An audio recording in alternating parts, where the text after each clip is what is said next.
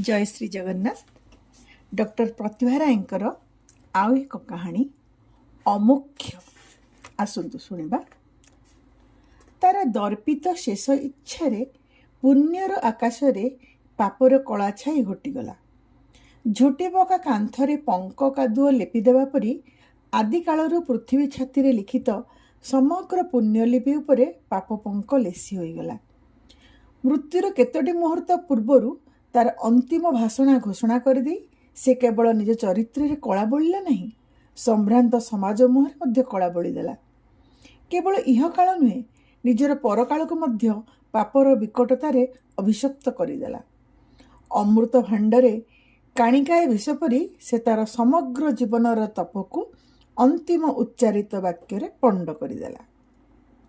अनंत आकाश रे सूर्य झटकुथुवा एक क्षुद्र अंश उपरे मेघ ढांकी देले समग्र आकाश मेघाच्छन्न दिशिबा परी तार सारा जीवनर अर्जित पुण्य को घृण्य वाक्य केतोटी उच्चारण करी से विकट पापरे परिणत करदेला।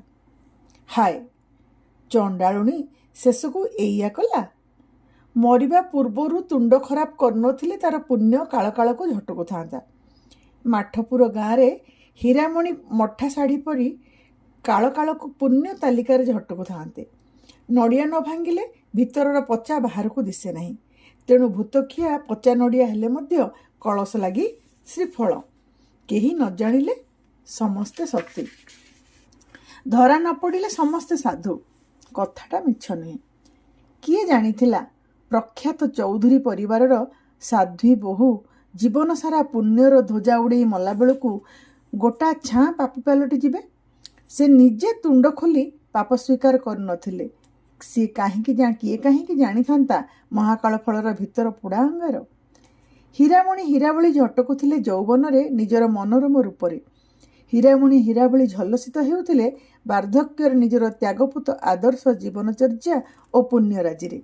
हीरा केबे सुना रूपा लुहा अंगार पालटे नहीं। हीरामणि हीराभଳି उज्ज्वल एवं निर्मल चरित्र बजाय रखी बंची थिले जीवन सारा। हीरारे दाग पड़े नहीं। तांको चेहरारे पछके बयस शत्रु दाग लिखिदेला, मात्र तांको चरित्र रे बासना शत्रु दाग रखिबार काहारी केबे दृश्य होई नहीं। मला मोहरे से कथा कही नथिले। माठपुर गाँव रे सात शत्रुर जीभरे कि हाड़ नथिला हीरामणि नारे बेआडा कथाटी कहीदेव।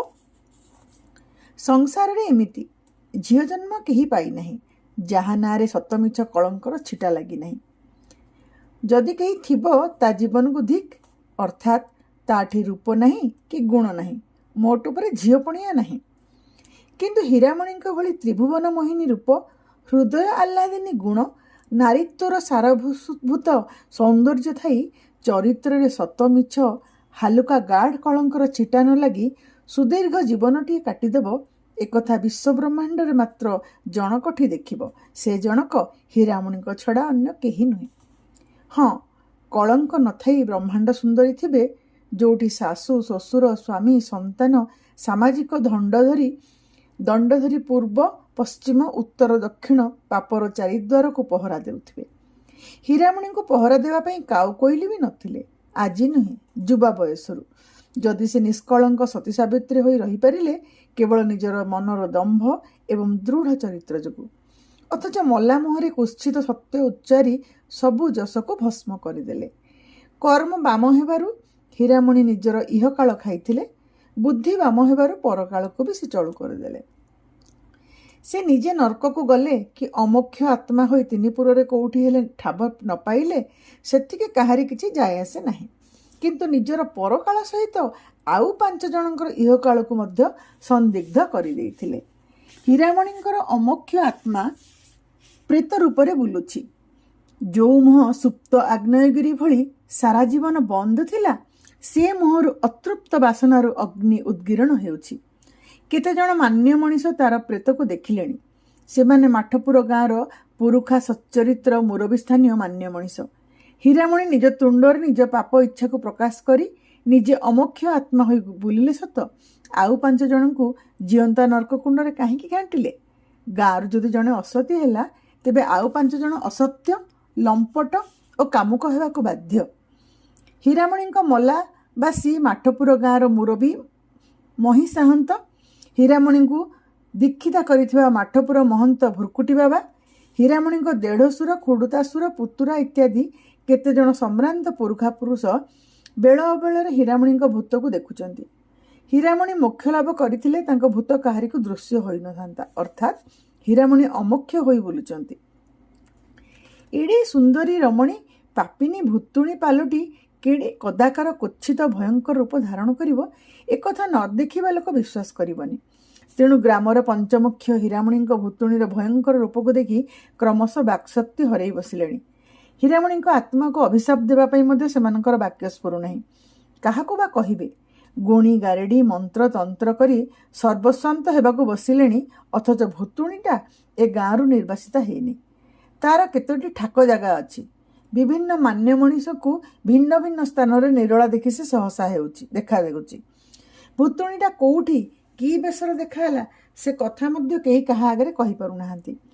କିଏ ଭଲା ନିଜେ ନ ଦେଖିଲେ ବିଶ୍ୱାସ କରିବ ଯେ ବୁଢ଼ୀ ହୋଇ ଜୁଇରେ ଚଢ଼ିବା ଯାଏ ଯେଉଁ ହୀରାମଣିଙ୍କର ଅଜାଣତରେ ଦେହରୁ ଲୁଗା ଖସିଯିବା ଦୂରର କଥା, ମୁଣ୍ଡରୁ ବି ପଣତ କେବେ ଅଜଣା ପବନରେ ଉଡ଼ି ଯାଇନଥିଲା, ତାଙ୍କରି ନିର୍ଲଜ୍ଜ ପ୍ରେତାତ୍ମା ସମ୍ପୂର୍ଣ୍ଣ ନିର୍ବସନା ହୋଇ ମାନ୍ୟ ମଣିଷଙ୍କ ସାମ୍ନାରେ ଉଭା ହେଉଛି। ପାପର ଇସାରା ବି ଦେଇଛି। କଳଙ୍କିନୀ ନାରୀ ମଲା ମୁହଁରେ କେବଳ ପାପ ଉଚ୍ଚାରିଲା ନାହିଁ, ମଲା ପରେ ମଧ୍ୟ ପ୍ରେତାତ୍ମା ହୋଇ ପରଲୋକର ପବିତ୍ରତା ନଷ୍ଟ କଲା। ହୀରାମଣି କାହିଁକି ଶେଷବେଳକୁ ଏପରି କଲେ? ଯିଏ ଯାହା ମନ୍ତେ ଟୀକା ଟିପ୍ପଣୀ ଦେଉଥିଲେ ହୀରାମଣିଙ୍କ ଚରିତ୍ର ଉପରେ, ବୟସ ବେଳେ 900 ଘଇତା, ପାକଲା ବେଳରେ ଚନ୍ଦନ ଚିତା। ଟିପ୍ପଣୀଟି ହୀରାମଣିଙ୍କ ପାଖରେ ରଦ୍ଦ ହୋଇଯାଇଥିଲା। ସେ ବୟସ ଥିଲାବେଳେ ସୁଦ୍ଧା ତପସ୍ୱିନୀ, ମଲାବେଳକୁ ହେଲେ ଭ୍ରଷ୍ଟାଚାରିଣୀ। ଯାହାର ବାକ୍ୟ ଭ୍ରଷ୍ଟ ହୁଏ ସେ ବହୁ ପୂର୍ବରୁ ଚରିତ୍ର ଭ୍ରଷ୍ଟ ହୋଇସାରିଥାଏ। ହୀରାମଣି କେତେବେଳେ କେଉଁ ଖଞ୍ଜରେ କାହା ସାହାଯ୍ୟରେ ଚରିତ୍ର ଭ୍ରଷ୍ଟ ହେଲେ ଚରିତ୍ର ଏକା ଏକା ଭ୍ରଷ୍ଟ ହୁଏ ନାହିଁ। ଜଣେ ଯଦି ଚୋରି କଲା ତେବେ ନିଜ ଘରକୁ ନେଇ ଚୋରି ବିଦ୍ୟା କରିହେବନି, ସେଥିପାଇଁ ଆଉ ଜଣଙ୍କର ଘର ଆବଶ୍ୟକ। ଜଣେ ଯଦି ହତ୍ୟାକାରୀ ଖୁଣି ହେବ ତେବେ ଆଉ ଜଣଙ୍କର ଜୀବନ ନେବା ଆବଶ୍ୟକ। ଜଣେ ଯଦି ଭ୍ରଷ୍ଟ ଚରିତ୍ର ହେବ ତେବେ ଆଉ ଜଣେ ଭ୍ରଷ୍ଟ ଚରିତ୍ର କରିବାକୁ ବାଧ୍ୟ। ଚରିତ୍ରର ଏହା ହିଁ ଉଦାରନୀତି। ତେବେ ହୀରାମଣି ଯଦି ଚରିତ୍ର ଭ୍ରଷ୍ଟ କଲେ ତାଙ୍କ ସହଯୋଗୀ ମାନେ କିଏ? ହୀରାମଣି ଯଦି ସତୀ ନ ରହି ଅସତୀ ହେଲେ ତାଙ୍କୁ ଅସତୀ କଲା କିଏ? କେହି ନ ଜାଣିଲେ ସମସ୍ତେ ସତୀ, ଧରା ନ ପଡ଼ିଲେ ସମସ୍ତେ ସାଧୁ। କେହି ଧରା ପଡ଼ୁନାହାନ୍ତି, କେହି ଜାଣି ହେଉନାହାନ୍ତି। ତେଣୁ ହୀରାମଣି ହିଁ ଏକମାତ୍ର ଭ୍ରଷ୍ଟା, ବାକି ସମସ୍ତେ ଗଙ୍ଗାଜଳ। ସଚରାଚର ତାହା ହିଁ ହୋଇଥାଏ। ମାନ୍ୟ ମଣିଷମାନେ ମୁହଁ ଚାହାଁ ଚାହିଁ ହୁଅନ୍ତି। ହୀରାମଣିଙ୍କ ପାପର ଫାଳେ ଅକ୍ଷର କାହା କପାଳରେ, ଆଖିରେ, ମୁହଁରେ ଲେଖା ହେଇଛି ପଢ଼ିବାକୁ ଚେଷ୍ଟା କରନ୍ତି। କିଛି ଦୃଶ୍ୟ ହୁଏ ନାହିଁ। ପାପର ବଡ଼ କୁଟିଳ ସ୍ୱଭାବ। ପାପ ଲୁଚିବା ସହଜ ନୁହେଁ, ପୁଣି ଦିଶିବା ବି ସହଜ ନୁହେଁ। ତେଣୁ ପାପ ନିର୍ଣ୍ଣୟ ପାଇଁ କେବଳ ଆଖି ଉପରେ ନିର୍ଭର କଲେ ଚଳିବନି, କାନ ଉପରେ ମଧ୍ୟ ନିର୍ଭର କରିବାକୁ ହୁଏ। କିନ୍ତୁ ହୀରାମଣିଙ୍କର ପାପ ପ୍ରକଟ ପାଇଁ ଆଖି କାନ ଉଭୟ ଅସହଯୋଗ କରନ୍ତି। ମାଠପୁର ଗାଁ ହୀରାମଣିଙ୍କୁ ଦେଖୁଛି ତାଙ୍କର 14 ବର୍ଷ ବୟସରୁ। ସେଦିନ ସେ ମାଳତୀପାଟଣା ଗାଁରୁ ସବାରିରେ ବସି ଏ ଗାଁକୁ ଜମିଦାର ଜନାର୍ଦ୍ଦନ ଚୌଧୁରୀଙ୍କ ଚତୁର୍ଥ ସ୍ତ୍ରୀ ହୋଇ ଆସିଥିଲେ। ଜନାର୍ଦ୍ଦନଙ୍କ ଘର ସାମ୍ନାରେ ସେ ବଉଳ ଗଛଟା ସେଦିନ ଥିଲା, ଆଜି ବି ଅଛି। ଘର ସାମ୍ନା ପଥର କୂଅରୁ ପାଣି ଶୁଖିନି, ଅଥଚ ଜନାର୍ଦ୍ଦନଙ୍କର ବଂଶରୁ ସମସ୍ତ ଆୟୁଷ ସରିଯାଇଛି ଏ ଭିତରେ। ସେଦିନର ସେ ମାଳତୀ ଲତା ଉଆଁସ ଉପରେ ଲୋଟେଇ ଚାଲିଛି ସେକାଳୁ ଏକାଳ, ମାତ୍ର ଜନାର୍ଦ୍ଦନଙ୍କର ବଂଶଲତା ମୂଳରୁ ଉପୁଡ଼ି ଯାଇଛି। ଜନାର୍ଦ୍ଦନଙ୍କର ତୃତୀୟ ସ୍ତ୍ରୀଙ୍କ ଗର୍ଭରୁ ଝିଅ ଅନୁପମା ବଞ୍ଚିଛି, ମାତ୍ର ଝିଅ ଗୁଡ଼ାକ ଅବଳା ଦୁର୍ବଳା ବନିତା ଲତା ସିନା ହେବେ, ବଂଶଲତା ହୋଇପାରିବେ ନାହିଁ। ବଂଶଲତାର କ୍ଷୀଣ ଶାଖାଟିଏ ମଧ୍ୟ ହେବାର ଯୋଗ୍ୟତା ତାଙ୍କର ନାହିଁ। 14 ବୟସୀ ହୀରାମଣି 32 ବର୍ଷୀୟ ଜମିଦାର ଜନାର୍ଦ୍ଦନଙ୍କର ଚତୁର୍ଥ ପତ୍ନୀ ଭାବରେ ଏ ଗାଁକୁ ଆଲୋକିତ କରିଥିଲେ। ୟା ପୂର୍ବରୁ ମାଠପୁର ଗାଁକୁ ଏପରି ସୁନ୍ଦରୀ ବୋହୂ ଆସିବାର ଶୁଣା ନଥିଲା। ଝିଅମାନଙ୍କ ରୂପ ସୁନ୍ଦର ଅନ୍ୟକୁ ସୁହାଏ, ଭାଗ୍ୟ ସୁନ୍ଦର ସୁହାଏ ନିଜକୁ। ହୀରାମଣିଙ୍କ ସହ ଜନାର୍ଦ୍ଦନଙ୍କର ଭାଗ୍ୟରେଖା ମିଳୁଛି କି ନା ଦେଖିବା ପାଇଁ ସେ କାଳର ବଛା ବଛା ଗଣକ ମଣ୍ଡଳୀ 7 ଦିନ ଧରି ମାଳତୀପାଟଣା ଗାଁର ଜମିଦାରଙ୍କର ଠାକୁର ବାଡ଼ିରେ ଦିବ୍ୟ ଆତିଥ୍ୟ ଲାଭ କରି 15 ଦିନ କାଳ ବରକନ୍ୟାଙ୍କର ଜାତକ ଗଣନା କରିଥିଲେ। ଜନାର୍ଦ୍ଦନ 32 ବର୍ଷ ବୟସ ଭିତରେ 3 ପତ୍ନୀଙ୍କୁ ଖାଇସାରିଥିଲେ। ତେଣୁ ହୀରାମଣି ଜନାର୍ଦ୍ଦନଙ୍କର ରାଶିରେ ଟେକିବେ କି ନାହିଁ ଦେଖିବା ହିଁ କଥା ଥିଲା। ହୀରାମଣିଙ୍କ ବାପାଙ୍କର ଏହା ହିଁ ଦୁଶ୍ଚିନ୍ତା ଥିଲା। ଜାତକ ଗଣନା ହୀରାମଣିଙ୍କ ଦୀର୍ଘଜୀବନ ସମ୍ପର୍କରେ ଦୃଢ଼ ମତ ଦେଇଥିଲା।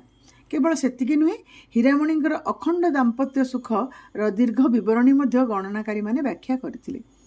ମହା ଆଡ଼ମ୍ବରରେ ଦୁଇଟି ସମ୍ଭ୍ରାନ୍ତ ପରିବାର, ଜମିଦାର ପରିବାର ହୀରାମଣି ଓ ଜନାର୍ଦ୍ଦନଙ୍କର ବିବାହ ଅନୁଷ୍ଠାନ କାଳ କାଳକୁ ସ୍ମରଣୀୟ କରି ଦେଇଥିଲେ ଜନଶ୍ରୁତିରେ। 10 ଖଣ୍ଡ ମୌଜାରେ ଯେଉଁମାନେ ହୀରାମଣି ଓ ଜନାର୍ଦ୍ଦନଙ୍କର ବିବାହକୁ ପ୍ରତ୍ୟକ୍ଷ କରିଥିଲେ, ସେମାନଙ୍କ ଦୃଷ୍ଟିରେ ଆଉ ସବୁ ବିବାହ ଗୌଣ ହୋଇଯାଇଥିଲା। ମାଠପୁର ଗାଁରେ ଏ ବିବାହ ଏକ ଆଡ଼ମ୍ବରପୂର୍ଣ୍ଣ ଐତିହାସିକ ଘଟଣାରେ ପରିଣତ ହୋଇଯାଇଥିଲା। ଏବେ କାଳର ପିଲାଏ ସେ କାଳର ବୁଢ଼ାବୁଢ଼ୀଙ୍କଠୁ ଏ ବିବାହର କାହାଣୀ ବିବରଣୀ ଶୁଣି ରାମ ସୀତା ବା ଇନ୍ଦ୍ର ଇନ୍ଦ୍ରାଣୀଙ୍କର ବିବାହର ଏକ କଳ୍ପନା କରିପାରୁଥିଲେ। ଜନାର୍ଦ୍ଦନ ହୀରାମଣିଙ୍କର ଯୋଡ଼ି ହରପାର୍ବତୀ ଯୋଡ଼ି ସହ ସମ୍ଭବତଃ ତୁଳନୀୟ ଥିଲା। ଜନାର୍ଦ୍ଦନ ପୁରୁଷ ଭାବରେ ଥିଲେ ଶିବଙ୍କ ପରି ସୌମ୍ୟ ଦର୍ଶନ, ବୀର୍ଯ୍ୟବାନ ପୁରୁଷ। ହୀରାମଣି ଥିଲେ ହିମାଦ୍ରି ତନୟା ଉମାଙ୍କ ପରି କମନୀୟା ପୁଣ୍ୟପ୍ରଭା ନାରୀ। ହୀରାମଣିଙ୍କ ରୂପର ଝଲକରେ ମାଠପୁର ଗାଁର ସୁନ୍ଦରୀ ଝିଅ ବୋହୂ ମ୍ଳାନ ହୋଇଯାଇଥିଲେ। ଜନାର୍ଦ୍ଦନଙ୍କ ପରି ଶୋଭାବନ୍ତ ପୁରୁଷ ଖୋଜିଲେ ମିଳିବେ। ହୀରାମଣିଙ୍କ ପରି ଅନିନ୍ଦ୍ୟ ସୁନ୍ଦରୀ କୋଟିକରେ ଗୋଟିଏ ମିଳିଲେ ମିଳିପାରନ୍ତି। ହୀରାମଣି ଦୀର୍ଘଦେହୀ, କୃଶାଙ୍ଗୀ, ସିଂହଗଟି, ବିପୁଳ ଜଘନା, ନିଟୋଳ ନିତମ୍ବିନୀ, ସୁନୟନା, ଚମ୍ପକବରଣୀ, ଘନକୁଞ୍ଚିତ କୁନ୍ତଳିନୀ ଚନ୍ଦ୍ରମୁଖୀ ନାରୀ ଥିଲେ। ଶୁଭ୍ର ଉନ୍ନତ ନାସା, ସୁନ୍ଦର ଅଧର, ମୁକ୍ତାନିନ୍ଦୀ ଦନ୍ତପଙ୍କ୍ତି, ସୁଠାମ ବାହୁ, ଚମ୍ପକ ଅଙ୍ଗୁଳି, ପଦ୍ମବର୍ଣ୍ଣ କରତଳ, ହଳଦୀବର୍ଣ୍ଣ ଲକ୍ଷ୍ମୀପାଦ ବିଧାତା କେତେ କଳ୍ପ କଳ୍ପାନ୍ତର ଧରି ଗଢ଼ିଥିଲେ। ମଣିଷ ଭାବନାରେ କଳି ହେବ ନାହିଁ। ଗାଁ ମାଇପେ ବୋହୂ ମୁହଁ ଦେଖି କୁହାକୁହି ହେଉଥିଲେ, ଯଦି ସମୁଦ୍ର ନ ଦେଖୁଛ, ହୀରାମଣିଙ୍କର ମୁକ୍ତ ମଞ୍ଜୁଳ ଉର୍ମିଳ ଦୀର୍ଘ କେଶକୁ ଦେଖ। ଯଦି ପାବନୀ ଗଙ୍ଗା ନ ଦେଖିଛ, ତେବେ ହୀରାମଣିଙ୍କର ଉର୍ମିଳ ସୁଦୀର୍ଘ ଦେହବଲ୍ଲରୀକୁ ଦେଖ। ମୋଟ ଉପରେ ଯଦି ସ୍ୱର୍ଗର ଅପ୍ସରୀ ନ ଦେଖିଛ, ତେବେ ହୀରାମଣିଙ୍କୁ ଦେଖ। ହୀରାମଣି ସମ୍ଭବତଃ ଶାପଗ୍ରସ୍ତା କିନ୍ନରୀ। ହୀରାମଣି କିନ୍ନରୀ ଥିଲେ କି ନା ସେ କଥାର ତ ପ୍ରମାଣ ମିଳିନାହିଁ, କିନ୍ତୁ ସେ ଯେ ଶାପଗ୍ରସ୍ତା ଥିଲେ ସେ କଥା ମାଠପୁର ଗାଁର ଧୂଳି ମାଟି ହୀରାମଣିଙ୍କ ବିବାହର ବର୍ଷେ ନ ପୂର୍ବରୁ ପ୍ରମାଣ ପାଇଗଲେ, ଯେଉଁଦିନ ଜମିଦାର ଜନାର୍ଦ୍ଦନ ଚୌଧୁରୀ ଅଚିହ୍ନା ରୋଗରେ ଆଖି ବୁଜିଦେଲେ। ଜ୍ୱର ଏବଂ କାଶ କ'ଣ ପ୍ରାଣଘାତୀ ରୋଗ? ଏ ତ ହୀରାମଣିଙ୍କର ଗ୍ରହଦୋଷର ଫଳ। ସୁଲକ୍ଷଣା ଷୋଡ଼ଶୀ ସୁନ୍ଦରୀ ହୀରାମଣି ଗୋଟିଏ ମୁହୂର୍ତ୍ତରେ ଶ୍ରୀହୀନା କୁଲକ୍ଷଣୀ ପାଲଟିଗଲେ। ହୀରାମଣି ଯେ ଶାପଗ୍ରସ୍ତା ଥିଲେ, ୟାଠାରୁ ବଡ଼ ପ୍ରମାଣ ଆଉ କ'ଣ ଥାଇପାରେ? ଏପରି ଆକସ୍ମିକ ବିପତ୍ତି ହୀରାମଣିଙ୍କୁ ସ୍ତବ୍ଧ କରିଦେଇଥିଲା। ବେଦନାର ତୀବ୍ରତା ତାଙ୍କ ଭାବନାକୁ ଜଡ଼ କରିଦେଇଥିଲା। ତେଣୁ ତାଙ୍କ ଉପରେ ଯେତେବେଳେ ଆକାଶ ଭାଙ୍ଗି ପଡ଼ିଲା, ସେ ସେତେବେଳେ ପୃଥିବୀ ପାଲଟିଗଲେ। ସର୍ବଂସହା ବସୁଧା ପାଲଟି ନ ଯାଇ ଆଉ କ'ଣ ଚାରା ଥିଲା? ହୀରାମଣିଙ୍କର ଶାଶୁ ତିନିଟି ନବୀନା ବୋହୂଙ୍କର ଅକାଳ ବିୟୋଗର ଧକ୍କା ସମ୍ଭାଳି ନେଇଥିଲେ, ମାତ୍ର ଯୁବା ବୟସରେ ବଡ଼ ପୁଅର ଆକସ୍ମିକ ବିୟୋଗର ଆଘାତ ସହିପାରିଲେ ନାହିଁ। ମାସେ କାଳ ଦିନ ରାତି ହୃଦୟ ବିଦାରକ ବାହୁନା ବାହୁନି କରି ଦିନ ଦ୍ୱିପହରେ ବାରିପଛ ଫଳନ୍ତି ଆମ୍ବ ଗଛରେ ଦୌଡ଼ି ଲଗାଇ ନିଜର ନିଷ୍ଫଳ ଜୀବନକୁ ଶେଷ କରିଦେଲେ। ଜନାର୍ଦ୍ଦନଙ୍କର ତୃତୀୟ ପତ୍ନୀର 1.5 ବର୍ଷର ଝିଅର କଥା, 10 ମାସ ହେଲା ବାହା ହୋଇ ଆସିଥିବା 16 ବୟସୀ ବିଧବା ବୋହୂର କଥା ଭାବିଲେ ନାହିଁ ତାଙ୍କ ବିନା ସେ ଦୁହେଁ କ'ଣ କରିବେ। ଅବଶ୍ୟ ସାବତ ଝିଅକୁ ହୀରାମଣି ଘରକୁ ଆସୁ ଆସୁ ଆପଣାର କରି ନେଇଥିଲେ। ହୀରାମଣିଙ୍କ ଆଶ୍ରୟରେ ସେ ବଞ୍ଚିଯିବ। ମାତ୍ର ହୀରାମଣି କାହାକୁ ଆଶ୍ରା କରି ବଞ୍ଚିବେ? ସତରେ କ'ଣ କେହି କାହାକୁ ଆଶ୍ରା କରି ବଞ୍ଚେ? ଯଦି ହଁ, ତେବେ ସଂସାରରେ ଏତେ ଅଲୋଡ଼ା, ଅନାଥ, ନିଆଶ୍ରୀ ମଣିଷ କଳା ନର୍ଦ୍ଦମାର କୀଟ ପରି ବଞ୍ଚି ରହିଥାନ୍ତି କେମିତି? ଜଣେ ଜଣଙ୍କର ଆଶା ବୋଲି ଭାବିବାଟା ବାଆକୁ ବତା। ବାଆ ବତାସ ଚାହିଁଲେ ବତାକୁ ଓଡ଼େଇ ଦିଅନ୍ତା। ବତା ଖଣ୍ଡକ ଚାହିଁଲେ ବାଆ ବତାସକୁ ଟାଳି ପାରିବ ନାହିଁ। ତେବେ ବି ମଣିଷ ବାଆକୁ ବତା ଆଶ୍ରା ବୋଲି ଭାବେ। ମାତ୍ର ମଣିଷ ସତକୁ ସତ ସବୁ ବିପର୍ଯ୍ୟୟକୁ ମୁଣ୍ଡପାତି ବଞ୍ଚି ରହେ। ବଞ୍ଚିବାର ଅନନ୍ତ ଅଦୃଶ୍ୟ ନିହିତ ମୋହରେ ହୀରାମଣି ମଧ୍ୟ ବଞ୍ଚି ରହିଲେ ସେତିକି ମାତ୍ର ମୋହରେ। ବଞ୍ଚିବାର ମୋହଠାରୁ ବଡ଼ ମୋହ ସଂସାରରେ ତାଙ୍କ ପାଇଁ ଆଉ କ'ଣ ବା ଥିଲା? ଶାଶୁଙ୍କ ମରଣ ଖବର ପାଇ ହୀରାମଣିଙ୍କର ସାବତ ଝିଅ ମାମୁଁ ମାଇଁ ଆସି 1.5 ବର୍ଷର ଝିଅକୁ ସବୁଦିନ ପାଇଁ ତାଙ୍କ କୋଳରୁ ନେଇଗଲେ। ହୀରାମଣି ସାବତ ମାଆର ଅପଯଶରୁ ମୁକୁଳି ପାରିଲେ ନାହିଁ। ସାବତ ମା ଗୋଟିଏ ଘୃଣିତ ନିନ୍ଦିତ ଜାତି। ହୀରାମଣି ସେହି ଜାତିର ଅନ୍ତର୍ଭୁକ୍ତ ହୋଇସାରିଥିଲେ। ସେ ଯେତେ ଭଲ ହେଲେ ବି ସବୁକିଛିକୁ ସମାଜ ସନ୍ଦେହ ଦୃଷ୍ଟିରେ ଦେଖେ। ତେଣୁ ହୀରାମଣି ପାଟି ବୁଜି ସ୍ୱାମୀଙ୍କର ଶେଷ ସନ୍ତକ ବାଳୁତ ଝିଅଟିକୁ ମୂର୍ଚ୍ଛି ଦେଲେ। ଝିଅ ଯେଉଁଠି ବି ରହୁ ଏ ବଂଶର ଏକମାତ୍ର ଉତ୍ତରାଧିକାରିଣୀ ହୀରାମଣି ଯକ୍ଷ ଭଳି ଝିଅର ସମ୍ପତ୍ତିକୁ ଜଗି ପଡ଼ି ରହିଲେ ଅଭିଶପ୍ତ ଓ ଆଶରେ। ତାହେଲେ ହୀରାମଣିଙ୍କର ଆଉ କେଉଁ ମୋହଟି ବାକି ରହିଲା ବଞ୍ଚି ରହିବା ପାଇଁ? 100 ଭରି ସୁନା ଗହଣାରେ ମଣ୍ଡି ହୋଇଥିଲେ ହୀରାମଣି। ସେ ଗହଣାର ମୋହ ତ୍ୟାଗ କଲେ। ଅଗୁରୁ ଚନ୍ଦନ ହଳଦୀ ତେଲ ସିନ୍ଦୁର କଜ୍ଜଳର ମୋହ ଛାଡ଼ିଲେ। ପାଟ ପତନି ରଙ୍ଗବେରଙ୍ଗ ଶାଢ଼ୀର ମୋହ ଛାଡ଼ିଲେ। ଶେଷକୁ ତାଙ୍କୁ ବାରଣ ହେଲା ମାଛ ମାଂସ ପିଆଜ ରସୁଣ ପୋଇ ଲାଉ କୋବି ଇତ୍ୟାଦି ଅନେକ ପ୍ରିୟ ଖାଦ୍ୟ। ତାଙ୍କୁ ପାଳିବାକୁ ହେଲା ବର୍ଷର 24 ନିର୍ଜଳ ଉପାଦଶୀ। କାର୍ତ୍ତିକ ମାଘ ବୈଶାଖ 3 ମାସ ହବିଷ୍ୟ ପାଳନ କରି ଏକାହାର କରିବାକୁ ପଡ଼ିଲା। ନିରଳଙ୍କାର ଧଡ଼ି ନଥିବା ଶ୍ୱେତବସ୍ତ୍ର ତାଙ୍କର ପରିଧାନ। ଉର୍ମିଳ ଘନକୃଶ କେଶରାଶିକୁ ଭ୍ରୁକୁଟି ବାବାଙ୍କଠୁ ଦୀକ୍ଷା ନେବା ପରେ କାଟି ଛୋଟ ଛୋଟ କରି ଦିଆଗଲା। ନୃତ୍ୟ ଗୀତ ଅଭିନୟ ଯାତ୍ରା ଉତ୍ସବ ଶୁଭକର୍ମରେ ଯୋଗଦାନ ତାଙ୍କୁ ନିଷେଧ ହେଲା। ଖଟପଲଙ୍କ ତ୍ୟାଗ କରି କର୍କଶ ଭୂମିଶଯ୍ୟା ତାଙ୍କୁ ଆଦରି ନେବାକୁ ପଡ଼ିଲା। କେଉଁ ଅପରାଧରେ ସ୍ୱାମୀ ଶୋକ ଉପରେ ସମାଜର ଏହି କଠୋର ଶାସ୍ତି ବିଧାନ? ପ୍ରାରବ୍ଧ ହିଁ ହୀରାମଣିଙ୍କର ଅପରାଧ। ପରକାଳ ହିଁ ହୀରାମଣିଙ୍କର ଧ୍ୟେୟ ଓ ବଞ୍ଚିବାର ଲକ୍ଷ୍ୟ। ତେଣୁ ଇହକାଳର ସବୁ ସୁଖରୁ ସେମାନେ ବଞ୍ଚିତ ହେବାକୁ ବାଧ୍ୟ। ପରକାଳ ପାଇଁ ଲକ୍ଷ ଲକ୍ଷ ହୀରାମଣି ଆଜୀବନ କୃଚ୍ଛ୍ର ସାଧନା କରୁଥିଲେ। ତେଣୁ ହୀରାମଣି ସେଥିରୁ ବାଦ ଯିବେ କିପରି? ତେବେ କ'ଣ ହୀରାମଣିଙ୍କର ଇହକାଳ ବୋଲି କିଛି ନାହିଁ? ଯଦି ସେ ଜୀବିତା ତେବେ ତାଙ୍କର ଇହକାଳ କିଏ ଫେରାଇ ଦେବ? ଦାସଦାସୀ ଭର୍ତ୍ତି ଏତେ ବଡ଼ ଘରେ ହୀରାମଣି ସମ୍ପୂର୍ଣ୍ଣ ଏକାକିନୀ। କାହା ପାଖରେ ମନ ଖୋଲି ଦେବା ପାଇଁ ଚାରା ନାହିଁ। ସ୍ୱାମୀଙ୍କର ପୁଣ୍ୟ ସ୍ମୃତିକୁ ସମ୍ବଳ କରି ବଞ୍ଚି ରହିବାକୁ ଚେଷ୍ଟା କଲେ ତାଙ୍କ ମୁହଁ ଦିଶେ ନାହିଁ, ଦିଶେ ତାଙ୍କର କ୍ଷଣିକ ସ୍ନେହ ସୋହାଗ। ହୀରାମଣି ଦିନ ଆଲୁଅରେ ସ୍ୱାମୀଙ୍କ ମୁହଁ ଦେଖିନାହାନ୍ତି, ସ୍ୱାମୀ ଦେଖିନାହାନ୍ତି ତାଙ୍କ ମୁହଁ। ଯେତେବେଳେ ରାତି ଅଧରେ ସ୍ୱାମୀଙ୍କ ସହ ଦେଖା ହୁଏ ସେତେବେଳେ ମିଞ୍ଜି ମିଞ୍ଜି ଦୀପ ଆଲୁଅରେ ସ୍ୱାମୀ ସିନା ତାଙ୍କ ମୁହଁ ଦେଖୁଥିବେ। ସେ ତ ଏଯାଏଁ ଲାଜ ଛାଡ଼ି ନଥିଲେ, ଭୟ ଛାଡ଼ି ନଥିଲେ। ସ୍ୱାମୀଙ୍କ ମୁହଁକୁ ଭରସି ଚାହିଁଥାନ୍ତେ କେମିତି? ସେ କ'ଣ ଜାଣିଥିଲେ ମନ ପୂରେଇ ସ୍ୱାମୀଙ୍କ ମୁହଁ ଦେଖିବା ଆଗରୁ ସେ ମୁହଁଟି ସ୍ୱପ୍ନ ହୋଇଯିବ ବୋଲି? ହଁ ନାହିଁରେ ସ୍ୱାମୀଙ୍କ ପ୍ରେମ ସମ୍ଭାଷଣର ଜବାବ ଦେବା ଛଡ଼ା ନିଜ ମନ କଥା ସ୍ୱାମୀଙ୍କୁ କହିବାର ସୁଯୋଗ ଆସିନାହିଁ ଜୀବନରେ। ତେବେ ଚୋରାମଳୟ ପରି କ୍ଷଣସ୍ଥାୟୀ ହେଉ ପଛକେ ସେଇ 10 ମାସର ଦାମ୍ପତ୍ୟ ତାଙ୍କ ଜୀବନର ସୁଖମୟ ଦିନ ଥିଲା। ପୃଥିବୀର ସାମାନ୍ୟ ବିଚଳନରେ ମଣିଷ ହାତଗଢ଼ା ସଭ୍ୟତା ଧ୍ୱଂସ ହୋଇଯିବା ପରି ଦୈବର ନିମିଷକ କ୍ରୂରତାରେ ସମଗ୍ର ଜୀବନ ସ୍ୱପ୍ନ ଧୂଳିସାତ୍ ହେଇଗଲା। ଏବେ ସବୁ ଶୂନ୍ୟ, ମହାଶୂନ୍ୟ।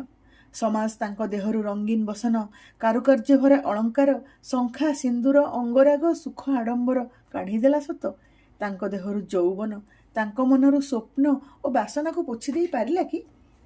ଦିନକୁ ଦିନ ହୀରାମଣି ହୀରା ଭଳି ଝଟକିଲେ।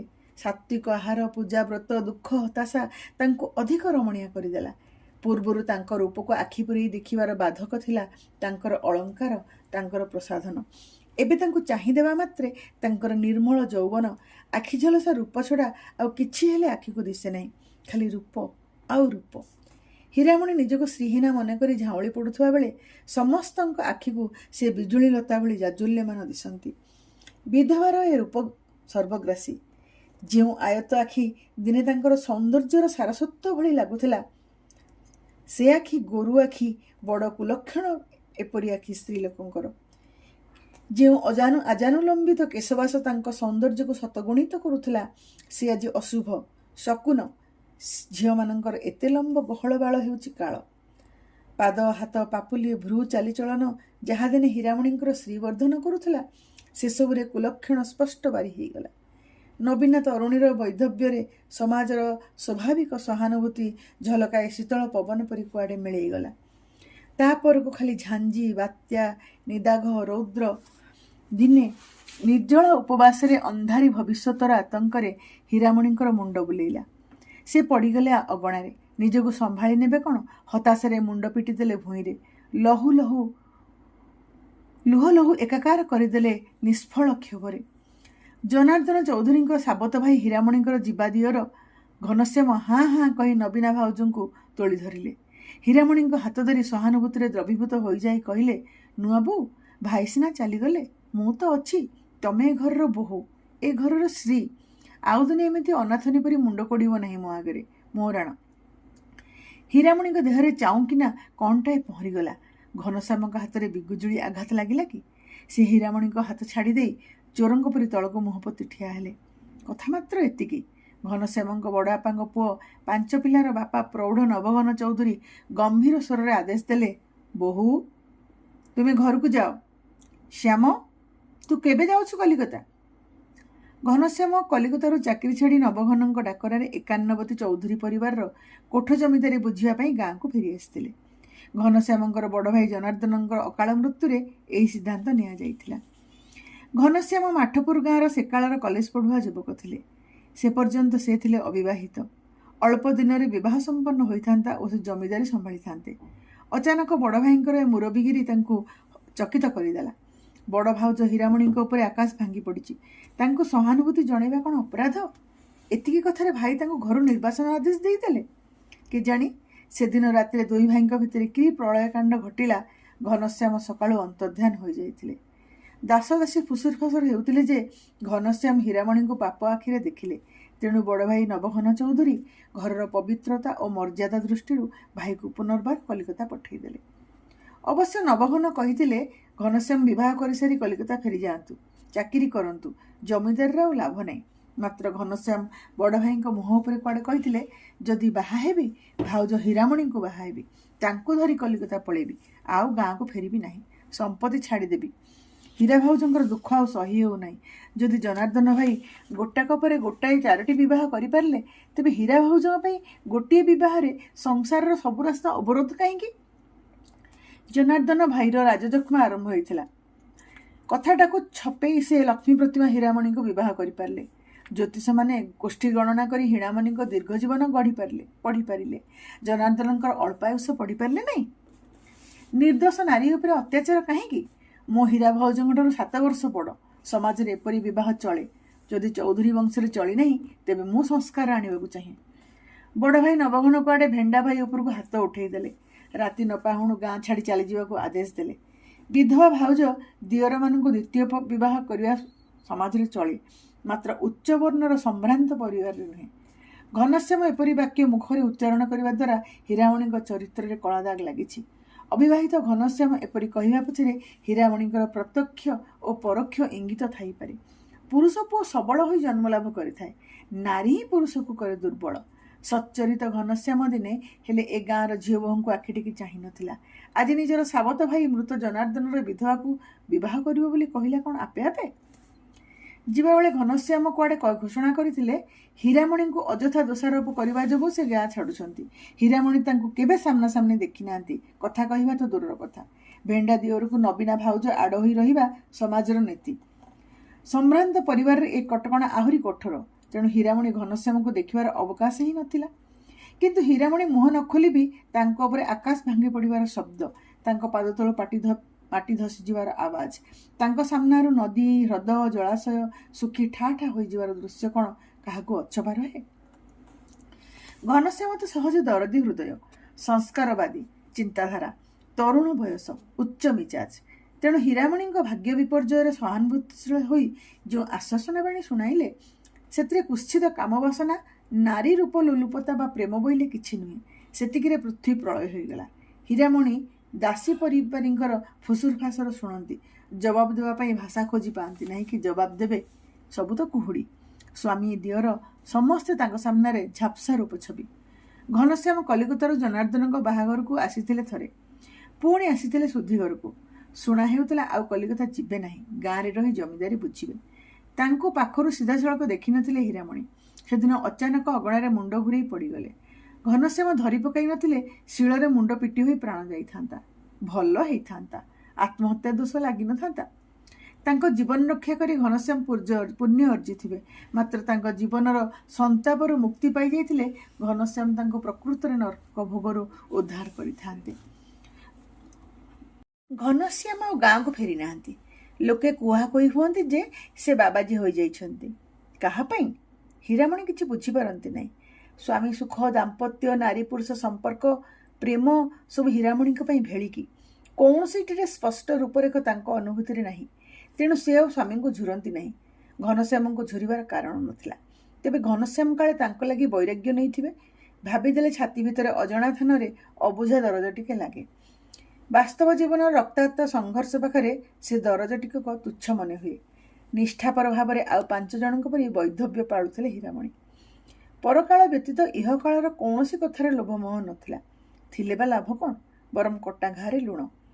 ଗାଁର ମୁରବୀ ଜମିଦାର ମହି ସାହାନ୍ତ, ଦେଢ଼ଶୁର ନବଘନ, ଖୁଡ଼ତାଶୁର ବିଶ୍ୱମ୍ବର ହିସାବରେ ପୁତୁରା, ମାତ୍ର ବୟସରେ ବଡ଼ ରାମଚନ୍ଦ୍ର, ଏମାନେ ସମସ୍ତେ ଚୌଧୁରୀ ପରିବାର ଖାନଦାନୀ ଓ ସମ୍ଭ୍ରାନ୍ତ ପଣିଆକୁ ଗୋଡ଼େ ଗୋଡ଼େ ଜଗିଥିଲେ। ହୀରାମଣିଙ୍କ ଦେହରେ ପଡ଼ିଶା ବାଡ଼ିର ପବନ ଛୁଆଁ ଯେପରି ନ ଲାଗେ ସେଥିପ୍ରତି ସଜାଗ ଥିଲେ। ହୀରାମଣିଙ୍କର ସେଥିପ୍ରତି ପର୍ବାୟ ନଥିଲା। ତାଙ୍କୁ ନେଇ ଯଦି କିଏ ରାତି ଅନିଦ୍ରା, ତା ଦିନ ବେକାରରେ ଗଲା। ସକାଳେ ସଞ୍ଜ ଅସ୍ଥିର ହେଲା, ତେବେ ସେଇଟା ତାର ସମସ୍ୟା। ହୀରାମଣିଙ୍କର ସମସ୍ୟା ମାତ୍ର ଗୋଟିଏ, କେମିତି ବସନ୍ତ ଫେରିଯିବ, କୋକିଳର ମଧୁସ୍ୱନ ନିଦାଘର ରୌଦ୍ରତା ପରେ ସ୍ତବ୍ଧ ହୋଇଯିବ, ଆଉ ସେ ଦେହର ବନ୍ଧନରୁ ମୁକ୍ତ ହୋଇଯିବେ। ବସନ୍ତ ତାଙ୍କୁ ବିଚଳିତ କରେ ନାହିଁ, ତାଙ୍କ ଚାରିପଟେ ସଭିଙ୍କୁ ବିଚଳିତ କରେ। କୋକିଳ ତାଙ୍କୁ ଉତ୍ତଳା କରେ ନାହିଁ, ଅନ୍ୟମାନଙ୍କୁ ଉତ୍ତଳା କରେ। ବାରମ୍ବାର ତାଙ୍କର ତପସ୍ୟା ଭଙ୍ଗ କରିବା ପାଇଁ ସାରା ସଂସାର ଯେମିତି ପ୍ରତିଜ୍ଞାବଦ୍ଧ। ଶେଷକୁ ଚୌଧୁରୀ ବଂଶର କୁଳଗୁରୁ ଭୃକୁଟି ବାବାଙ୍କଠାରୁ ଦୀକ୍ଷା ନେବା କଥା ସ୍ଥିର ହେଲା। ହୀରାମଣି ଆପତ୍ତି କଲେ ନାହିଁ। ହୁଏତ ବାବାଙ୍କ କୃପାରୁ ନିଷ୍ଫଳ ଇହାକାଳ ସମ୍ଭାବନାମୟ ପରକାଳରେ ଖୁବ୍ ଶୀଘ୍ର ପରିଣତ ହୋଇଯାଇପାରେ। ହୀରାମଣିଙ୍କର ମୁହଁ ବନ୍ଦ। ଭିତରେ କ'ଣ ଅଛି ହାତରେ ବାନ୍ଧିବା ଲୋକର ମଧ୍ୟ ଜାଣିବାକୁ ଜୁ ନାହିଁ, ଜାଣିବା ମଧ୍ୟ ନିଷେଧ। ସେଥିରେ ତାବିଜ ଗୁଣ ନଷ୍ଟ ହୁଏ। ହୀରାମଣିଙ୍କର ସମଗ୍ର ଜୀବନ ସବୁ ସୁଖରୁ ବଞ୍ଚିତ, ସବୁ ଅଧିକାରରୁ ବଞ୍ଚିତ ହୋଇ ମଧ୍ୟ ସମଗ୍ର ଅପ୍ରାପ୍ତି ଭିତରେ ପରକାଳର ସୁଖପ୍ରାପ୍ତି ପାଇଁ ନିଷ୍ଠାରେ ତପସ୍ଚାରଣ କରିବା ଯୋଗୁଁ ପବିତ୍ର ଗୌରବମଣ୍ଡିତ ହୋଇଥିଲା। ହୀରାମଣି ହୋଇଥିଲେ ସେବା, ତ୍ୟାଗ, ଉତ୍ସର୍ଗ ଓ ପବିତ୍ରତାର ପ୍ରତୀକ, ନାରୀ ଜାତିର ଆଦର୍ଶ, ସତୀତ୍ୱର ଜ୍ୱଳନ୍ତ ନିଦର୍ଶନ, ସହିଷ୍ଣୁତା ଓ ନିଃସ୍ୱାର୍ଥପରତାର ସାକାର ଦେବୀ। ମୃତ୍ୟୁ ପରେ ତାଙ୍କର ପୁଣ୍ୟ ସ୍ମୃତିରେ ମାଠପୁର ଗାଁରେ ମନ୍ଦିରଟିଏ ନିର୍ମାଣ ହୋଇଥାନ୍ତା, ଏକଥା ହୀରାମଣି ବାଧକା ପଡ଼ିଥିବା ବେଳେ ଘୋଷଣା କରିଥିଲେ ଭୃକୁଟି ବାବା। ଭୃକୁଟି ବାବା ଏଣିକି ଯାଯାବର ଭଳି ନ ବୁଲି ସ୍ଥାୟୀ ଭାବରେ ସେଠାରେ ରହି ଗାଁର ବିଧବା, ନିଃସନ୍ତାନ, ସ୍ୱାମୀ ପରିତ୍ୟକ୍ତା ଝିଅ ବୋହୂଙ୍କର ତ୍ରାଣକର୍ତ୍ତା ହେଇଥାନ୍ତେ। ଦେଢ଼ଶୁର, ଖୁଡ଼ତାଶୁର, ପୁତୁରା ସମସ୍ତେ ଏଥିରେ ସମ୍ମତ ହୋଇଥିଲେ। ମାତ୍ର ହୀରାମଣିଙ୍କର ପ୍ରତି ସବୁ ସମ୍ମାନ, ଶ୍ରଦ୍ଧା, ସହାନୁଭୂତି ଓ ଶୁଭେଚ୍ଛା ଅପସରିଗଲା ତାଙ୍କର କଦାକାର ଶେଷ ଇଚ୍ଛାର ଲଜ୍ଜାହୀନ ଘୋଷଣାରେ। ହୀରାମଣିଙ୍କ ମରିବା ବୟସ ହୋଇନଥିଲା, ତଥାପି ସେ ବହୁ ଦିନରୁ ବାଧକା ପଡ଼ିଥିଲେ। ହୀରାମଣି ଝାଡ଼ିଝୁଡ଼ି ହୋଇ ଉଠି ବସନ୍ତୁ, ଏକଥା କେହି ଚାହୁଁନଥିଲେ, ନିଜେ ହୀରାମଣି ମଧ୍ୟ। ଏକମାତ୍ର ସେବିକା ବୃଦ୍ଧା ଚାନ୍ଦ ବ୍ୟତୀତ ତାଙ୍କୁ ସେବା କରିବା ପାଇଁ କେହି ନଥିଲେ ତାଙ୍କ ପାଖରେ। ଚାନ୍ଦ ହୀରାମଣିଙ୍କ ସବାରି ଧରି ତାଙ୍କ ସହ ମାଳତୀପାଟଣା ଗାଁରୁ ମାଠପୁର ଗାଁକୁ ଆସିଥିଲା। ହୀରାମଣିଙ୍କର ବାପଘରର ସୁଖ ସୌଭାଗ୍ୟ, ଶାଶୁଘରର ଦୁଃଖ ଦୁର୍ଭାଗ୍ୟ ସବୁ ସେ ନିକଟରୁ ଦେଖିଛି। ଚାନ୍ଦ ମଧ୍ୟ ଚାହୁଁଥିଲା ହୀରାମଣି ଏଇ ଜନ୍ମର ଅଭିଶପ୍ତ ଜୀବନରୁ ତ୍ରାହି ପାଇଯାଆନ୍ତୁ, ପରଜନ୍ମରେ ହେଲେ ସୁଖ ପାଇପାରନ୍ତି। ଆଉ ବଞ୍ଚି ଲାଭ କ'ଣ? ବୟସ ହଟିବା ପରଠାରୁ ହୀରାମଣିଙ୍କର ଭଲ ମନ୍ଦ କେହି ପଚାରନ୍ତି ନାହିଁ, ଏପରିକି ଭୃକୁଟି ବାବା ମଧ୍ୟ ଆଡ଼ ଆଖିରେ ଚାହାନ୍ତି ନାହିଁ। ଦେଢ଼ଶୁର, ଖୁଡ଼ତାଶୁର, ପୁତୁରା, ମହିଷାନ୍ତ କେହି ହୀରାମଣିଙ୍କ ପାପର ଦ୍ୱାର ଜଗି ବସନ୍ତି ନାହିଁ। ଏବେ ଯମଦୂତଙ୍କ ପରି ହୀରାମଣିଙ୍କ ଦ୍ୱାର ଉନ୍ମୁକ୍ତ। ହୀରାମଣିଙ୍କର ସାବତ ଝିଅ ବାହାସାହା ହୋଇ ସୁଖରେ ଅଛି। ସମ୍ପତ୍ତି ଲୋଭଦାର ନାହିଁ। ଜନାର୍ଦ୍ଦନଙ୍କର ଅଚଳାଚଳ ସମ୍ପତ୍ତି କେବଳ କୋଉ ଖଞ୍ଜରେ ଉଭାନ ହୋଇଗଲା ସେ କଥା ହୀରାମଣି କହିପାରିବେ ନାହିଁ। 51 ପରିବାରରେ ଯେତେବେଳେ ମୁରବୀମାନେ କହିଛନ୍ତି ହୀରାମଣି ପାଟି ବୁଜି ସନ୍ତକ ଦେଇଛନ୍ତି। ଗରିବ ପ୍ରଜାଙ୍କର ରକ୍ତରଞ୍ଜିତ ଏ ଜମିଦାରୀ ଯାଉ, ଭସ୍ମ ହେଇଯାଉ। ପରବର୍ତ୍ତୀ ବଂଶଧର ନିଜକୁ ଜମିଦାର ବୋଲି ନ ଭାବନ୍ତୁ, ସେମାନେ ସମ୍ଭ୍ରାନ୍ତ ନ ରହି ସର୍ବସାଧାରଣ ହୋଇଯାଆନ୍ତୁ, ତାହେଲେ ସେ ବଂଶରେ ଆଉ କେହି ହୀରାମଣି ହେବେ ନାହିଁ। ହୀରାମଣି ମାସ ମାସ ଧରି ବେମାର ପଡ଼ିଛନ୍ତି, ଶଯ୍ୟାରୁ ଉଠି ପାରନ୍ତିନି। ଭଲ ମନ୍ଦ ଖାଇବାକୁ ମନବଳିରେ ରାନ୍ଧିବାଢ଼ି ଦେବାକୁ କେହି ନାହିଁ। ଚାନ୍ଦ ତ ଆହୁରି ବୁଢ଼ୀ, ଆଉ ସବୁ ଦେବଦାସ, ସେବାଦାସୀ, ଦାସଦାସୀ ନିଜ ଖଞ୍ଜ ଦେଖି ବାଟ କାଟିଲେଣି। ହୀରାମଣିଙ୍କର ମଲା ଡାକ ପଡ଼େ, ପୁଣି ସେ ବଞ୍ଚି ଉଠନ୍ତି। ଶେଷକୁ ବୈତରଣୀ ଦାନ ଦିଆଗଲା। ଗାଁରେ କାହାରି ଘରେ ଚୁଲି ଜଳିଲାନି, ଭାତ ତୁଅଣ ରନ୍ଧା ହେଲାନି। ହୀରାମଣି ଆଜି ପ୍ରାଣ ଛାଡ଼ିବେ, ଏଥିରେ ସନ୍ଦେହ ନାହିଁ। ମାତ୍ର ରାତି ପାହିଲା, ହୀରାମଣି ଧୀରେ ଧୀରେ ଚେଙ୍ଗା ହେବାକୁ ଆରମ୍ଭ କଲେଣି। ବୈତରଣୀ ଦାନ ପରେ ଯଦି ଜଣେ ବଞ୍ଚିଲା, ତେବେ ତା ମୁହଁ ଚାହିଁଲେ ଅଶୁଭ। ଧରି ନେବାକୁ ହେବ ଯେ ତାର କିଛି ଶେଷ ଇଚ୍ଛା ରହିଛି। ହୁଏତ ସେ କିଛି କହିବାକୁ ଚାହାନ୍ତି, କିଛି ଖାଇବାକୁ ଚାହାନ୍ତି। ସାରା ଜୀବନର କେତେ ଅତୃପ୍ତ ବାସନା, ସେଥିପାଇଁ ଆତ୍ମା ମାଟିପିଣ୍ଡକୁ ଛାଡ଼ୁନି, କଲବଲ କରୁଛି। ବାଧକା ମଣିଷଟା ପାଇଁ କେହି ନିଦକ ହୋଇ ଦୈନନ୍ଦିନ କାର୍ଯ୍ୟ କରିପାରୁନାହାନ୍ତି। ହୀରାମଣି କିପରି ପ୍ରାଣ ଛାଡ଼ିବେ ସେହି ଉପାୟ ଖୋଜୁଛନ୍ତି ସଭିଙ୍କ ମୁଣ୍ଡରେ। ସାଇ ପଡ଼ିଶାରେ କିଏ କେତେ ପ୍ରକାର ଖାଇବା ଜିନିଷ ଆଣି ଦେଉଛନ୍ତି, ପିଠା, ପଣା, ମିଷ୍ଟାନ୍ନ, ଶାଗ, ମୁଗ। ହୀରାମଣିଙ୍କର କାହିଁରେ ମନ ନାହିଁ, ଆଡ଼ ଆଖିରେ ଚାହୁଁନାହାନ୍ତି ଖାଦ୍ୟ ପଦାର୍ଥକୁ। ପାଟିରେ ଦେଲେ ଥୁ କରିଦେବା ଲୋକର ମୁହଁ ଉପରକୁ ଥୁକୁଛନ୍ତି। ମଝିରେ ପାଟି ପଡ଼ିଯାଇଥିଲା, ପୁଣି ଠୋସ୍ରେ କଥା କହିଲେଣି।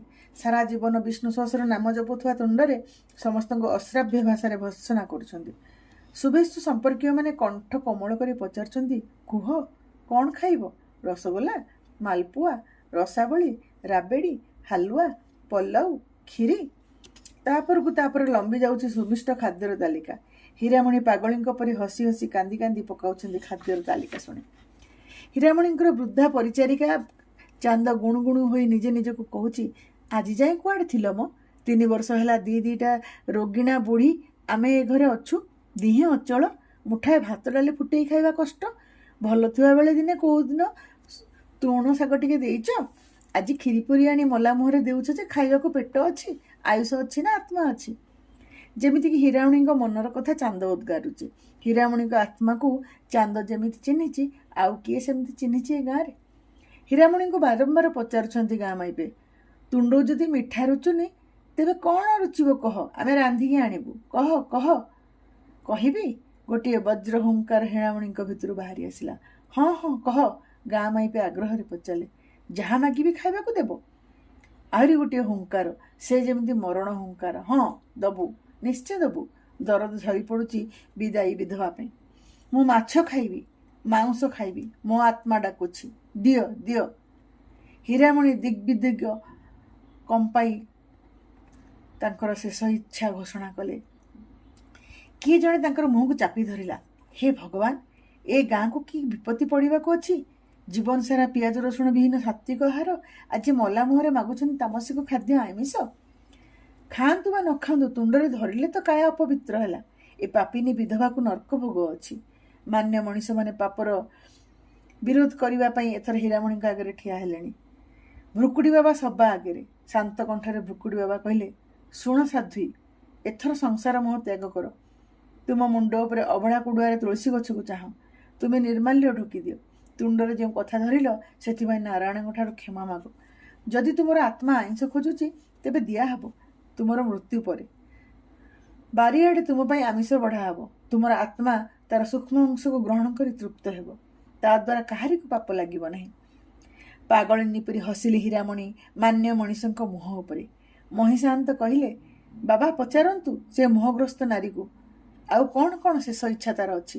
ମନ ଖୋଲି ଉଦ୍ଗାରି ଦେଉ ତାର ପାପ ପୁଣ୍ୟ। ତା ନହେଲେ ତାର ପିଣ୍ଡରୁ ପ୍ରାଣ ଛାଡ଼ିବନି ବୋଲି ଜଣାଗଲାଣି। ସମସ୍ତେ ମହିଷାନ୍ତଙ୍କ କଥାରେ ଯଥାର୍ଥତା ଅନୁଭବ କରୁଥିଲେ।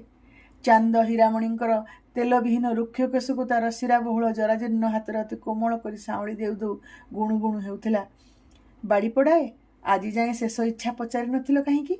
ଏବେ ପଚାରୁଛ ଯେ ତୁଣ୍ଡ ସିନା ସେ ଇଚ୍ଛାକୁ କହିବ। ଭୋଗ କରିବାକୁ ଆଉ ସାଆନ୍ତାଣୀଙ୍କର ବୟସ ଅଛି ନା ଆୟୁଷ ଅଛି? ଗାଁ ଗୋଟାକର ମର୍ଦ୍ଦ ମାଇପେ ମେଳ ହୋଇ ଜୀବନ ଯିବା ବେଳକୁ ଶେଷ ଇଚ୍ଛା ପଚାରୁଛ କ'ଣ ତାମସା ଦେଖିବାକୁ? ଚାନ୍ଦ ଚାକରାଣୀଟାଏ, ତାର କଥାର ମୂଲ୍ୟ କ'ଣ? ତା କଥାକୁ ଅଗ୍ରାହ୍ୟ କରି ଭ୍ରୁକୁଟି ବାବା ଭ୍ରୁକୁଟି କରି ପୁନଶ୍ଚ ପଚାରିଲେ, କୁହ ଭଦ୍ରେ, ଆଉ କ'ଣ କ'ଣ ତୁମର ଶେଷ ଇଚ୍ଛା? ମନ ଖୋଲି କହିଦିଅ। ଦେହରୁ ନିଗଡ଼ରୁ ଯଥାଶୀଘ୍ର ମୁକ୍ତି ଲାଭ କର। ହୀରାମଣିଙ୍କର ଦରବୁଜା ମଲା ଆଖି ମେଲା ହୋଇଗଲା। ନିଷ୍ପଭ ଦୃଷ୍ଟିରେ ନିଆଁ ଚମକିଲା। ସତେକି ସମସ୍ତଙ୍କୁ ଭସ୍ମ କରିଦେବେ ନିମିଷକେ। ରଣହୁଙ୍କାର ଛାଡ଼ି କହିଲେ, ଯାହା ମାଗିବି ଦବ? ପୂରଣ କରିବ ମୋର ଶେଷ ଇଚ୍ଛା? ତେବେ ଶୁଣ ସମସ୍ତେ, ଦିଅ ମୋତେ ପିନ୍ଧେଇ ଶଙ୍ଖା ସିନ୍ଦୁର, ପାଟପତନି, ଗହଣା ଗାଣ୍ଠି, ଯାହା ଛଡ଼େଇ ନେଇଥିଲ ଦିନେ। ମୋର କିଛି ଅପରାଧ ନଥାଇ ଶୁଣ ସମସ୍ତେ ମୋର ଇଚ୍ଛା। ମୁଁ ବାହା ହେବି, ମା ହେବି, ସୁଖ ସଂସାରକୁ ଭୋଗିବି, ଯେଉଁଥିରୁ ବଞ୍ଚିତ କରିଛ ମୋତେ ମିଳିମିଶି ଜଣ ଜଣ କରି। ଶୁଣ ସମସ୍ତେ, ମହିଷାନ୍ତେ, ଦେଢ଼ଶୁର ନବଘନ, ଖୁଡ଼ତାସୁର ବିଶ୍ୱମ୍ବର, ପୁତୁରା ବୃନ୍ଦାବନ, ଆଉ ମୋର ଗୁରୁ ତ୍ରାଣକର୍ତ୍ତା ଭ୍ରୁକୁଟି ବାବା, ମୋ ଛୁଆମାନଙ୍କୁ ଦିଅ ଆଣି ମୋତେ, ଯାହାଙ୍କୁ ଗୋଟି ଗୋଟି କରି ସେ ଯାହା କାଇଦାରେ ମୋ ପେଟରୁ ମରେଇଛ। ଜଗତ ସିନା ଜାଣିଛି ଜାଣିନି, ତମେ ସବୁ ସଚ୍ଚରିତ୍ର ସମାଜର ସମ୍ଭ୍ରାନ୍ତ ପୁରୁଷଗଣ ଜାଣିଛ ତ ସେଇ କଥା। ମୋତେ ଗର୍ଭ କରାଇଲା ବେଳକୁ ମର୍ଦ୍ଦ ପୁଅ, ମା କଲା ବେଳକୁ ଭ୍ରୂଣ ହତ୍ୟାକାରୀ କଂସେଇ। ଆହୁରି ଶୁଣ, ଡାକି ଆଣ ମୋର ଦେବତା ସମାନ ଦିଅର ସାମଜ୍ଞାନକୁ। ଜୀବନ ସାରା ମୁଁ ତାରି ଫେରନ୍ତା ପଟ ଚାହିଁ ବସିଛି। ମୋ ପାଇଁ ତାକୁ କେତେ ଶାସ୍ତି ମିଳିଲା। ମୁଁ ତାଠୁ କ୍ଷମା ମାଗି ନେଇ ମରିବି। ତାକୁ ଥରେ କହିଦେବାକୁ ଚାହେଁ ଯେ ଏ ଜନ୍ମରେ ନିରପରାଧକୁ ଯେଉଁ ଶାସ୍ତି ଭୋଗ କରିବାକୁ ହେଲା, ଆର ଜନ୍ମରେ ତାରି ପାଇଁ ନାରୀ ଜନ୍ମ ପାଇବି। ଛି ଛି, କ'ଣ କହିବାକୁ ଯାଉଛି ବାପିନି? କିଏ ଜଣେ ହୀରାମଣିଙ୍କ ମୁହଁ ଚାପି ଧରିଲା। ହୀରାମଣିଙ୍କ ଆଖିରୁ ଶେଷ ଅଶ୍ରୁଧାର ବହି ଯାଉଛି। କୋଉଠୁ ଆସିଲା ଏତେ ବଲ ମଳା ଦେହରେ? ଗୋଟିଏ ଝଙ୍କାରେ ହାତ ଛଡ଼େଇ ନେଇ ମୃତ୍ୟୁ ପୂର୍ବର ଅନ୍ତିମ ସତ୍ୟ ଘୋଷଣା କରିଦେଲେ। ଘନଶ୍ୟାମ ପାଇଁ ମୁଁ ଆଉ ଥରେ ନାରୀ ଜନ୍ମ ପାଇବି। ଏ ଜନ୍ମର ଶାସ୍ତି ପୋଛି ନେବି ତାର ଗର୍ଭଧାରିଣୀ ମା ହୋଇ। ବିଚରା ପିଲା ବୁଦ୍ଧିରେ କ'ଣ ପଦେ କହିଦେଲା ବୋଲି କେତେ ଶାସ୍ତି ତାକୁ ଦେଲରେ ଚଣ୍ଡାଳ। ଲମ୍ପଟ କୁଚ୍ଛିତ ପାଷାଣ୍ଡ ଗଣ। ପିଲାଏ ମାଆକୁ ଭଲ ପାଆନ୍ତି ବୋଲି ତ 12ଟି କଥାରେ କହନ୍ତି ମାଆକୁ ବାହା ହେବି। ଘନଶ୍ୟାମ ତ ମୋର ଆଗରେ ପିଲାଟାଏ। ତାକୁ ଦେଶାନ୍ତରୀ କଲ, ତା ସମ୍ପତ୍ତି ଭୋଗ କଲ, ତା ପାଇଁ ଶୁଦ୍ଧି ହୋଇ ତା ନାଁ ପୋଛିଦେଲ ଚୌଧୁରୀ ପରିବାରରୁ। ମୁଁ ତମକୁ ଛାଡ଼ିବି ନାହିଁ। ମୁଁ ସମସ୍ତଙ୍କୁ ଖାଇବି, ସମସ୍ତଙ୍କ ରକ୍ତ ପିଇବି। ରକ୍ତମୁଖା ହୋଇ ହୀରାମଣିଙ୍କର ପିଣ୍ଡରୁ ପ୍ରାଣପକ୍ଷୀ ଉଡ଼ିଗଲା। ସ୍ତବ୍ଧ ହୋଇଗଲା ମାଠପୁର ଗାଁର ଗଛପତ୍ର, ଆକାଶ, ଧରିତ୍ରୀ। ଏପରି ପାପ ପୃଥିବୀକୁ ଆଗରୁ କେହି ଶୁଣେଇ ନଥିଲା ଯାହା ଆଜି ହୀରାମଣି ଶୁଣେଇଲେ। ଜୀବନ ସାରା ବେକରେ ତୁଳସୀ ମାଳି, ଦେହରେ ନାମାବଳୀ, ହାତରେ ମାଳି ଗଡ଼େଇବାର ମୁଦ୍ରା, ମୁହଁରେ ହରିନାମ, କପାଳରେ ଚନ୍ଦନ ତିଳକ, ଅଥଚ ମନ ଭିତରଟା ଏଡ଼େ କୁଚ୍ଛିତ, କଦାକାର, ବିକାରଗ୍ରସ୍ତ। ମଲାବେଳକୁ ପାପିନୀ ବିଧବାମାନଙ୍କର ଏହିପରି ମତିଭ୍ରମ ହୁଏ। ତେଣୁ ପିଶାଚିନୀର ଶେଷ ବାକ୍ୟଗୁଡ଼ା ମରଣ ପ୍ରଳାପ ବ୍ୟତୀତ ଅନ୍ୟ କିଛି ନୁହେଁ। ଏ ପିଶାଚିନୀ ନାମରେ ମନ୍ଦିର ନିର୍ମାଣ ହେବା ତ ଦୂରର କଥା, ତା ସମାଧିସ୍ଥଳରେ ପଥର ଖଣ୍ଡିଏ ମଧ୍ୟ ଥୁଆ ହେବ ନାହିଁ। ଭବିଷ୍ୟତର ନାରୀ ସମାଜ ତାର ସମାଧିକୁ ଦର୍ଶନ କଲେ କଳୁଷିତ ହୋଇଯିବ। ଭୃକୁଟି ବାବା ନିର୍ବିକାର ଭାବରେ ତାଙ୍କର ଶେଷ କଥା ଶୁଣେଇଦେଲେ। ମାନ୍ୟ ମଣିଷମାନଙ୍କର ନଇଁଲା ମୁଣ୍ଡ ସବୁ ସଗର୍ବେ ଉନ୍ନତ ହେଲା। ହୀରାମଣିଙ୍କର ଶବ ଏକ ପରିତ୍ୟକ୍ତ ସ୍ଥାନରେ ଘୃଣା ଏବଂ ଅଭିଶାପର ମନ୍ତ୍ରପାଠ ଭିତରେ ପୋଡ଼ି ଦିଆଗଲା। ପାପିନୀ ନାରୀ ଚୌଧୁରୀ ବଂଶର କୂଳ ଶ୍ମଶାନରେ ଦାହ ହେବାର ସମସ୍ତ ଯୋଗ୍ୟତା ହରାଇଥିଲା। ସେହି ପିଶାଚୁଣୀ ଏବେ ରକ୍ତମୁଖା ହୋଇ ଦେଖାଯାଉଛି ମାନ୍ୟ ମଣିଷମାନଙ୍କୁ। ଏପରି ଭୃକୁଟି ବାବା ମଧ୍ୟ ନିଜର ଦିବ୍ୟ ଶକ୍ତି ବଳରେ ପ୍ରେତିନୀଠାରୁ ମୁକ୍ତି ପାଇପାରୁନାହାନ୍ତି। ହୀରାମଣିର ମୃତ୍ୟୁ ପରଠାରୁ 6 ମାସ ଧରି ପ୍ରେତିନୀଟା ସବୁ ବିଦ୍ୟାକୁ ଟାଳି ଦେଇ ସମ୍ଭ୍ରାନ୍ତ ପଞ୍ଚ ପୁରୁଷକୁ ଗ୍ରାସ କରିଛି। ହୀରାମଣିର କଦାକାର ପ୍ରେତିନୀ ଶୟନ ସ୍ୱପନେ ସେମାନଙ୍କୁ ଭୟଭୀତ କରୁଛି। ଈଶ୍ୱରଙ୍କ ଅଶେଷ କୃପାରୁ ଜଣେ ନୂତନ ବାବାଙ୍କର ଗ୍ରାମ ସୀମାରେ ଆବିର୍ଭାବ ହୋଇଛି। ହୀରାମଣି ଦାହ ହୋଇଥିବା ସ୍ଥାନଠୁ ଅଳ୍ପ ଛାଡ଼ି ଗୋଟିଏ ପ୍ରାଚୀନ ବରଗଛ ମୂଳେ ଧ୍ୟାନସ୍ଥ ବାବା ବସିଛନ୍ତି। ବୟସରେ ପ୍ରୌଢ଼, ମାତ୍ର ଦିଶୁଛନ୍ତି ବ୍ରହ୍ମାଙ୍କ ଭଳି ବୟସ୍କ ଏବଂ ପୂଜନୀୟ। ସେ ନିଶ୍ଚୟ ପ୍ରେତିନୀକୁ ଶାସ୍ତି ଦେଇ ମାନ୍ୟ ମଣିଷମାନଙ୍କୁ ଭୟମୁକ୍ତ କରିପାରିବେ ବୋଲି ମନରେ ବିଶ୍ୱାସ ଆସୁଛି। ପ୍ରେତଗ୍ରସ୍ତ 5 ଜଣ ମାନ୍ୟ ପୁରୁଷ ବାବାଙ୍କ ଶରଣାପନ୍ନ ହେଲେ। ପ୍ରେତିନୀର ଇତିହାସ ବାବା ନୀରବରେ ଶୁଣିଲେ। ଅର୍ଦ୍ଧମୂର୍ଦ୍ଧ ଚକ୍ଷୁରୁ ଧାର ଧାର କରୁଣାବାରି ଝରିଗଲା। ବିଗଳିତ କଣ୍ଠରେ ବାବା ମୁକ୍ତିର ସନ୍ଦେଶ ଶୁଣାଇଲେ। ପ୍ରେତିନୀର କାମନାକୁ ଧ୍ୱଂସ କରିବାକୁ ହେବ। ଅଗ୍ନିକୁ ଭସ୍ମ କଲେ ଜଳଧାର, ମାତ୍ର କାମନାଗ୍ନିକୁ ଅଗ୍ନି ହିଁ ପ୍ରଶମିତ କରିପାରେ। ଆପଣମାନେ ଦ୍ୱିଧା ଏବଂ ଭୟ ତ୍ୟାଗ କରି ସେହି ପ୍ରେତିନୀର ଚକ୍ଷୁ ଏବଂ ମୁହଁରେ ଲୁହା ତତାଇ ନିଆହୁଳା ମାଡ଼ିଦେବେ। ତାର ଚକ୍ଷୁର ଅଗ୍ନିକୁ ନିଆହୁଳା ହିଁ ଭସ୍ମ କରିବ। ଲୌହ ଓ ଅଗ୍ନିର ସଂଯୋଗରେ ଆପଣମାନେ ପ୍ରେତିନୀକୁ ସବୁଦିନ ପାଇଁ ନିର୍ବାସିତ କରିପାରିବେ। କାଲି ଅମାବାସ୍ୟା ରାତି ଅର୍ଦ୍ଧରାତ୍ରିରେ ଆପଣମାନଙ୍କୁ ପ୍ରେତିନୀ ନିଶ୍ଚୟ ଦେଖାଦେବ। କାଲି ସେ ଆପଣମାନଙ୍କର ପ୍ରାଣ ନେଇପାରେ, ରକ୍ତ ପିଇପାରେ। ତେଣୁ ଭୟ ନ କରି ନିଜ ନିଜ ବାରିପଟେ ମଧ୍ୟରାତ୍ରିରେ ଜ୍ୱଳନ୍ତ ଲୌହ ଦଣ୍ଡ ଧରି ଅପେକ୍ଷା କରିବେ। ପ୍ରେତିନୀ ବାହାରିବା ମାତ୍ରେ ନିର୍ଭୟ ହୋଇ ତାର ଚକ୍ଷୁ ଏବଂ ମୁହଁରେ ନିଆଁ ଦାଗିଦେବେ। ସେତେବେଳେ ଆପଣମାନଙ୍କ ସହ କେହି ଉପସ୍ଥିତ ରହିବେନି। ୟା ପରେ ଆପଣ ପ୍ରେତିନୀକୁ ଦେଖିବେ ନାହିଁ, ମାତ୍ର ଆପଣଙ୍କୁ ଦୃଢ଼, ନିଶଙ୍କ ଏବଂ ନୃଶଂସ ମଧ୍ୟ ହେବାକୁ ପଡ଼ିବ। ପ୍ରେତଗ୍ରସ୍ତ ସମ୍ଭ୍ରାନ୍ତ ପୁରୁଷ 5 ଜଣ ବାବାଙ୍କ କହିବା ମୁତାବକ ମଧ୍ୟରାତ୍ରିରେ ପ୍ରେତିନୀ ଉଭା ହେବା ମାତ୍ରେ ତାର ଚକ୍ଷୁ ଏବଂ ମୁହଁରେ ନୃଶଂସ ଭାବରେ ଲାଲ ଟକ୍ ଟକ୍ ତତଲା ଲୁହା ମାଡ଼ିଦେଲେ। ପ୍ରେତିନୀର ଆର୍ତ୍ତ ଚିତ୍କାର ରାତ୍ରିର ନିର୍ଜନତା ଭିତରେ ସେମାନଙ୍କ ବ୍ୟତୀତ ଆଉ କାହାକୁ ଶୁଣାଗଲା ନାହିଁ। ପ୍ରେତିନୀଟା ତାଙ୍କ ଶରୀରରୁ ବାହାରିଯିବା ମାତ୍ରେ ସମସ୍ତେ ମୂର୍ଚ୍ଛା ହୋଇ ପଡ଼ି ରହିଲେ ସକାଳ ପର୍ଯ୍ୟନ୍ତ। ସକାଳେ ଘର ଲୋକମାନେ ସେମାନଙ୍କୁ ସାଷ୍ଟାମ କରି ସ୍ତମ୍ଭୀଭୂତ ହୋଇଗଲେ। ସମସ୍ତଙ୍କ ଆଖି ଡୋଳା ପୋଡ଼ି ବାହାରକୁ ବାହାରି ଆସିଛି, ମୁହଁ ପୋଡ଼ି ଅଙ୍ଗାର। କ'ଣ ହେଲା? ପ୍ରେତିନୀଟା କ'ଣ ଜ୍ୱଳନ୍ତ ଲୁହାଦଣ୍ଡକୁ ସେମାନଙ୍କଠାରୁ ଛଡ଼େଇ ସେଇମାନଙ୍କ ଆଖି ଓ ମୁହଁ ପୋଡ଼ିଦେଲା? କିନ୍ତୁ ଅନ୍ଧ ହେବା ପରେ ମଧ୍ୟ ସେମାନେ ତ ଏଯାବତ୍ ଲୌହଦଣ୍ଡକୁ ସଗର୍ବ ଜାବୁଡ଼ି ଧରିଛନ୍ତି। ତା ଛଡ଼ା ପ୍ରେତଗଣ ମଧ୍ୟ ଲୌହଦଣ୍ଡକୁ ସ୍ପର୍ଶ କରନ୍ତି ନାହିଁ। ତେବେ ତ ମାଠପୁର ଗାଁର ମାନ୍ୟ ମଣିଷମାନେ ଚିରକାଳ ପାଇଁ ଅନ୍ଧ। ଆତ୍ମୀୟମାନେ ବାବାଙ୍କ ନିକଟକୁ ଧାଇଁଲେ।